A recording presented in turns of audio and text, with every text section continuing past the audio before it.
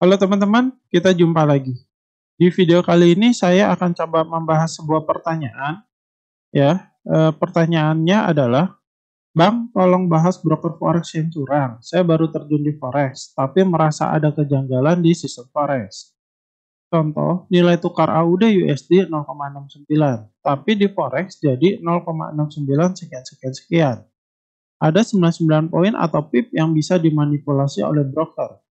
Kenapa saya bilang dimanipulasi? Karena di setiap broker yang XXX atau 99 pip ini beda-beda. Bahkan ada yang beda sampai 100 pip. Tolong dikupas tuntas ya Bang, biar tidak ada lagi korban broker asal hunter. Oke, saya coba bantu jawab ya. Jadi begini, terutama untuk di forex, forex adalah salah satu trading yang memang perhitungannya itu paling rumit, paling ngejelimet. Jadi kalau kita ngerasa kita baru terjun atau kita pemula nih ya, jangan buru-buru mengatakan pihak lain curang, itu ya. Jadi jangan buru-buru nih mengatakan, "Oh si broker curang," gitu kan. Ya mungkin, kita kesel karena kita baru loss atau bagaimana gitu. Tapi sekali lagi, forex adalah salah satu trading yang perhitungannya paling rumit menurut saya di antara yang lain. Nah, saya ambil contoh sederhananya gini. Kalau misalnya kita beli beli baju ya, lagi ada diskon gede-gedean gitu kan. Kemudian di sana tuh tertulis diskon 50% ditambah 20%. Kan suka ada ya, terutama kalau mau lebaran atau ada hari raya, suka ada tulisan seperti ini. Nah, bagi orang yang awam, mereka akan menganggap diskonnya ini 70%. Kenapa? Karena 50 ditambah 70. Sorry, 50 ditambah 20 berarti 70% dong. Jadi kalau saya beli baju yang 100.000, maka saya bayarnya cuma 30.000 karena diskon 70.000 kan begitu. Nah, katakanlah saya yang beli deh gitu kan. Nah, saya beli baju itu, ternyata di kasir saya harus bayar itu 40.000. Kenapa? Kalau teman-teman tanya ke mereka yang memang di apa memang yang bergerak di dagang, SPG baju, atau department store yang lain, perhitungan gini adalah 50% ini 20% dari 50. Intinya ini adalah diskonnya itu 60% ya, bukan 70%.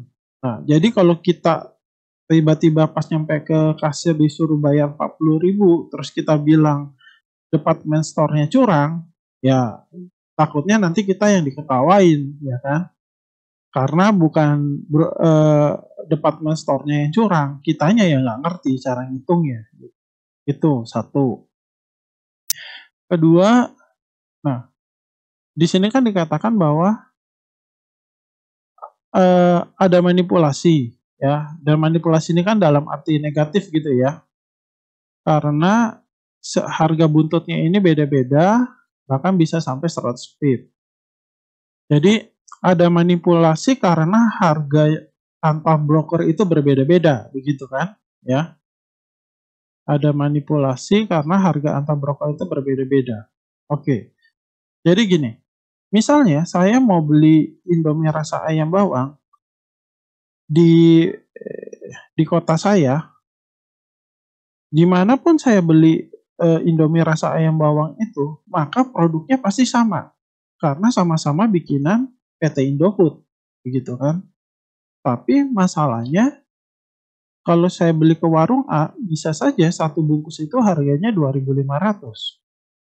Tapi kalau saya beli di warung B, bisa saja harganya 2.600.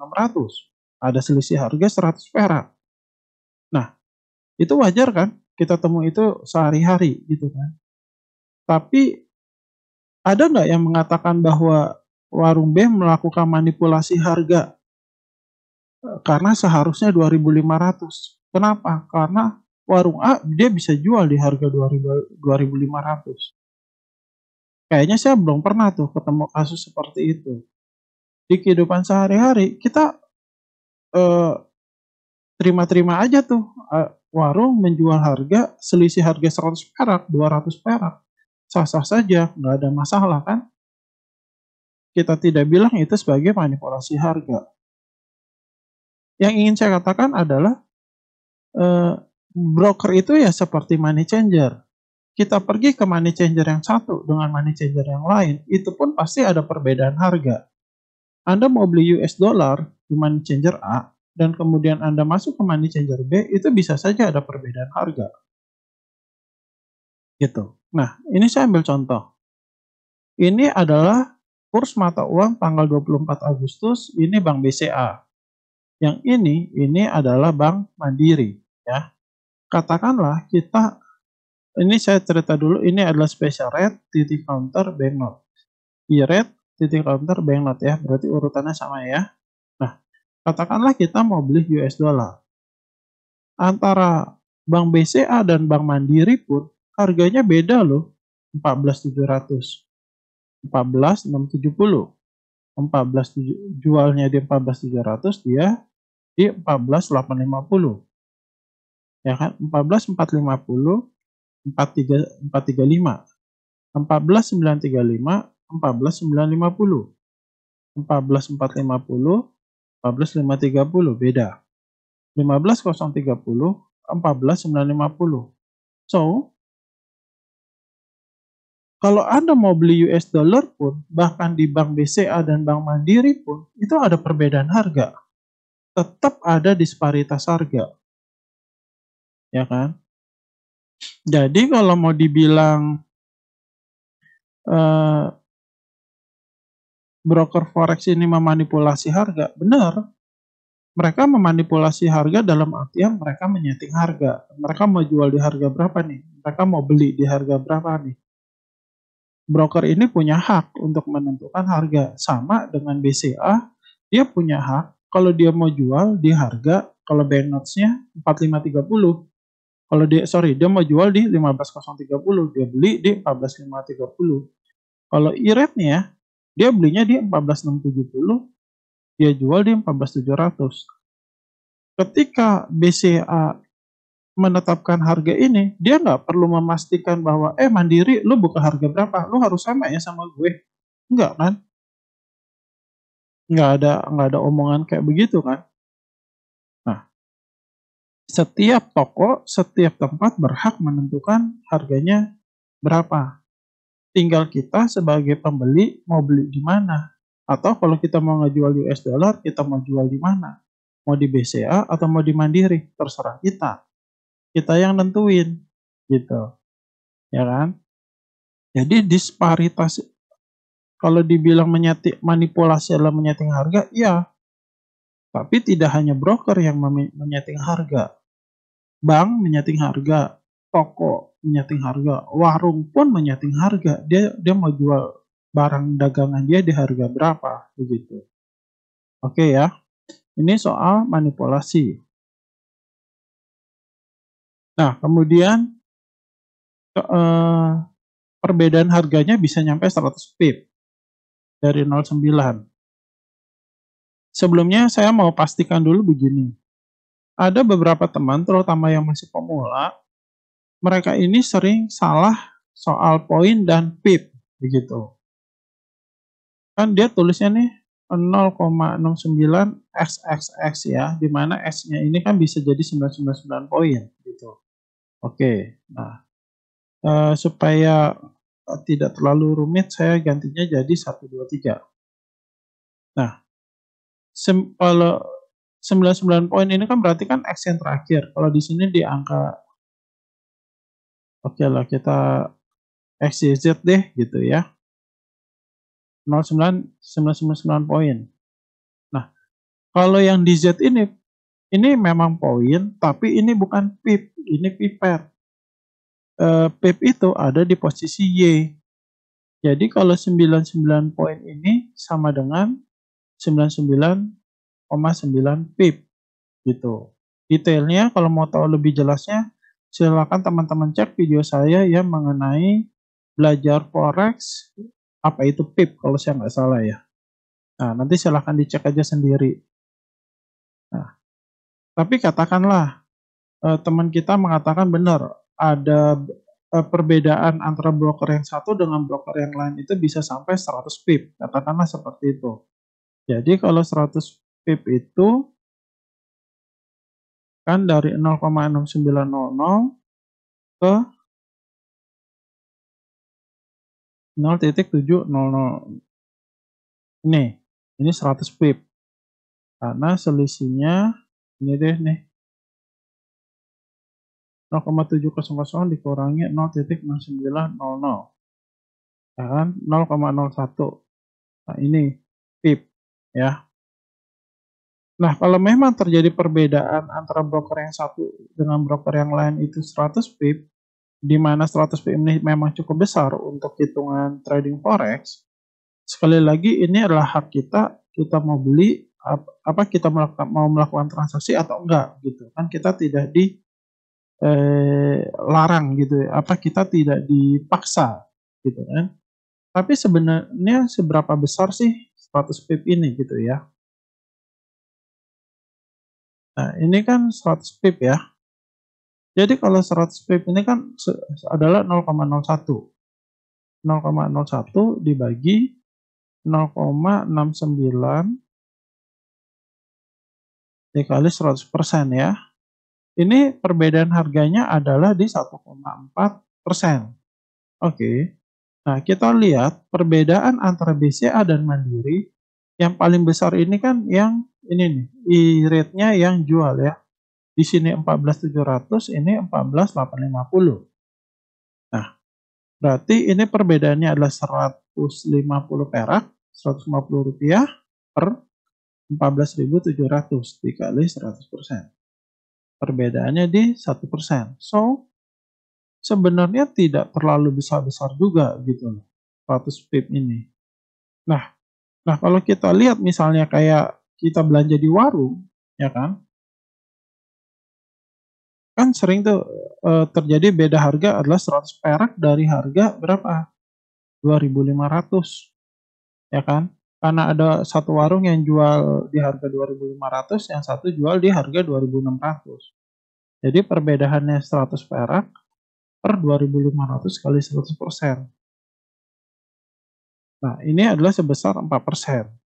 Jadi eh, sekali lagi memang gini, beda 100 pip ini memang cukup besar. Kalau benar ini 100 pip ya, maksudnya ya, bukan 10 pip. Karena saya sendiri sih kayaknya agak jarang ketemu broker, antar dua broker itu bisa selisihnya 100 pip gitu. Kalau benar 100 pip memang yang satu harganya antara kemahalan atau kemurahan, itu cukup besar. Karena biasanya banknya bank bank resmi aja di 1% gitu kan. Tapi kalau ternyata misalnya teman kita ini salah, sebenarnya ini adalah 100 poin, yaitu 10 pip, jadi 0,001 per 0,6900 kali 100%. Ya, itu sebenarnya 0,14% gitu.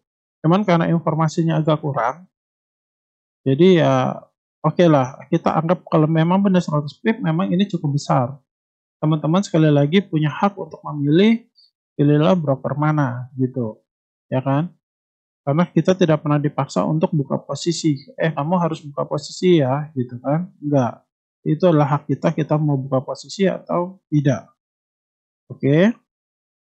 Kalau di video sebelumnya yang mengenai modal ideal untuk trading forex, saya ada mengatakan kalau teman-teman punya dana di bawah $250, sebaiknya jangan buka akun dulu, ya kan? Salah satu pertimbangannya juga begini, di akun-akun ya yang kita bisa buka eh, akun dengan modal yang sangat kecil, misalnya $50 atau $10, nggak tahu ada nggak sih $10 gitu ya. Nah, takutnya di akun-akun yang terlalu kecil itu biasanya spreadnya agak besar gitu. Selisih harga antara beli dan jualnya ini agak besar. Nah, itu juga salah satu pertimbangan kenapa teman-teman jangan terlalu kebelet untuk buka akun gitu ya, kalau memang belum ready, ya kan? Karena ya itu, biasanya di akun-akun yang, deposit awalnya kecil, spread harganya itu kurang bagus, gitu. Di sisi lain, kalau kita masuk market di saat memang dana kita, agak longgar gitu ya, lebih leluasa, sebenarnya kita bisa buka satu atau 2 akun sekaligus, ya kan. Jadi, sambil membandingkan di antara kedua broker itu mana yang lebih murah, gitu loh, ya kan. Kan kita nggak harus sekali lagi, kita buka 2 akun, kita tidak harus buka transaksi di kedua-duanya sekaligus, gitu loh. Ini ambil contohnya begini, misalnya kita orang jualan makanan gitu ya, terus, kita perlu katakanlah Indomie, kopi saset, terus terigu. Di sekitar kita ada agen A, agen B, agen C. Mereka semua kurang lebih jualan barang yang sama. Tapi agen A ini terkenal mie instannya murah, Indominya murah. Jadi kita kalau beli Indomie sama dia. Sedangkan agen B itu kopi-kopian yang murah. Jadi kita kalau mau beli kopi, kita belajarlah di situ. Sedangkan agen C, terigunya yang murah.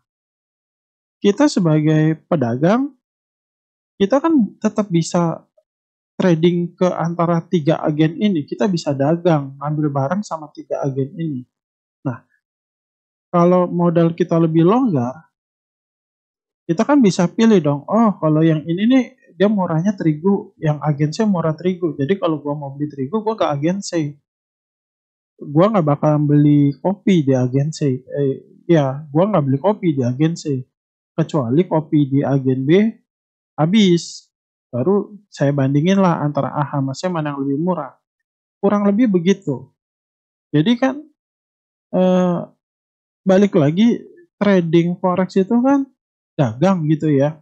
Jadi kalau memang sebenarnya ada beberapa teknik yang kita biasa gunakan di kehidupan nyata, seringkali itu tetap bisa digunakan di trading forex gitu loh. Permasalahannya kita terlalu terpaku karena kita memaksakan diri untuk masuk ke dunia trading forex padahal kitanya belum siap. Jadi ketika kita masuk, kita nggak bisa gerak karena memang kita memaksakan diri untuk masuk. Kita terbatas gitu loh, ruang gerak kita, gitu, ya. Itu menurut saya. Nah, jadi kembali lagi, menurut saya sih dari dari cerita pertanyaan ini belum bisa dikatakan brokernya ini asal hunter, gitu ya. Jadi saya masih melihatnya ini adalah memang perbedaan harga ya yang wajar di antara semua broker, setiap toko, setiap bentuk usaha pasti ada perbedaan harga begitu kan. Nah, cuman kalau memang benar perbedaannya sampai 100 pip ya berarti silakan dicari lagi broker lain yang lebih bagus gitu kan. Kalau benar sampai 100 pip gitu ya, karena saya sendiri kayaknya nggak pernah ketemu gitu kan. Tapi kalau ternyata teman kita ini salah, bukan 100 pip tapi 100 poin, di mana 100 poin adalah 10 pip, menurut saya sih itu masih wajar. Wajar banget. Nah, jadi ini saya belum bisa katakan ini sebagai broker asal hunter. Sekilas saja, bagi saya asal hunter itu pun ada dua ya. Jadi yang satu dilakukan oleh big player, ya kan, pemain-pemain besar. Jadi melalui mekanisme market itu bisa terjadi. Dan yang satu dilakukan oleh broker. Kalau broker asal hunter ini kan berarti merujuk kepada asal hunter yang dilakukan oleh broker. Nah, ini kalau memang benar ini dilakukan, ini tidak boleh. Tapi mungkin tidak saya bahas di video kali ini karena takut kepanjangan ya. Kecuali teman-teman nanti ada request, boleh saya bikinin. Nah, tapi kalau asal hunter yang dilakukan oleh big player itu nggak ada, itu sebenarnya sah loh. Itu nggak ada, tidak ada yang bisa melarang itu, gitu. Sebagai contoh saja, di dunia saham pun tetap ada asal hunter, jangan salah. Walaupun di dunia saham tidak ada broker yang posisinya seperti broker forex gitu ya. Jadi sekali lagi asset hunter pasti ada, dan kalau itu dilakukan oleh pemain itu sah karena memang itu mekanisme pasar ya seperti itu. Tapi kalau dilakukan oleh broker, nah itu nggak sah. Kurang lebih seperti itu, tapi sekali lagi tidak saya bahas di sini terlalu kepanjangan ya. Tapi kalau dari pertanyaan ini bukanlah, ini belum, saya belum bisa menyimpulkan bahwa ini brokernya asset hunter gitu.